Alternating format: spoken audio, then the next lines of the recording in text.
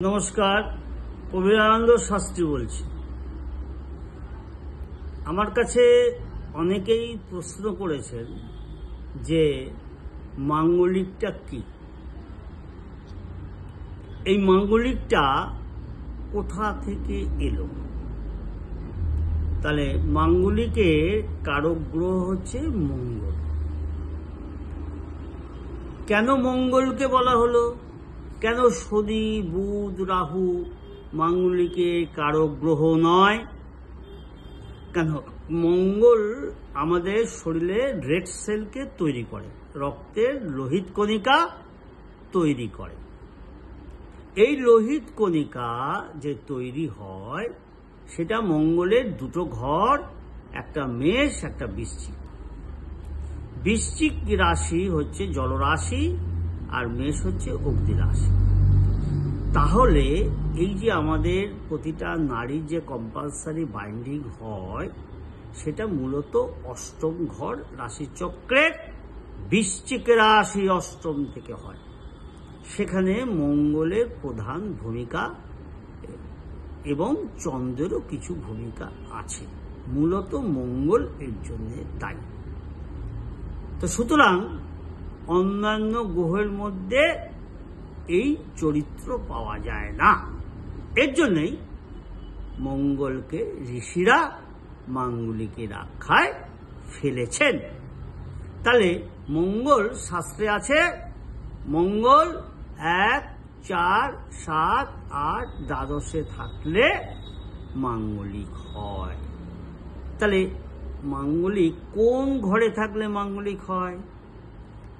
ঋষিরা সে কথা গ্রন্থে, প্রমাণ্য গ্রন্থে বলা আছে, কিন্তু সাধারণ মানুষ এটা অতটা গুরুত্ব দিয়ে ভাবে না।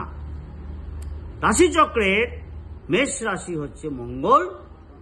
এই মঙ্গল যদি লগ্নে থাকে মাঙ্গলিক হয়। কেন হবে না? রাশিচক্রের একাদশপতি শনি কুম্ভ রাশি থেকে দেখছে। যতক্ষণ না শনি মঙ্গলকে না দেখবে ততক্ষণ পর্যন্ত মাঙ্গলিকের নেগেটিভ দিক আসবে না। পাশাপাশি মেষ রাশিতে মঙ্গল এবং ধনু রাশি থেকে বৃহস্পতি দেখছে, তাহলে একটা নেগেটিভ এবং একটা পজিটিভ। লগ্নস্থ মঙ্গল মাঙ্গলিক বলশালী নয়। এবার আসা যাক চতুর্থে। চতুর্থপতি ন্যাচারাল জোডিয়াকে চতুর্থপতি হচ্ছে চন্দ্র। তাহলে চন্দ্রর ঘরে মঙ্গলের অবস্থান। মঙ্গল এখানে নিচস্থ -পয়েন্ট। শনি দ্বারা দৃষ্ট ন্যাচারাল জোডিয়াকে মকর থেকে শনি দেখছে, এই একটা -পয়েন্ট। এবং মিন থেকে বৃহস্পতি দেখতে একটা প্লাস পয়েন্ট। তাহলে লগ্ন থেকে চতুর্থে মঙ্গল অধিকতর বেশি মাঙ্গলিক। এরপরে আসা যাক সপ্তম। সপ্তম স্থান থেকে মারক স্থান বলা হয়েছে।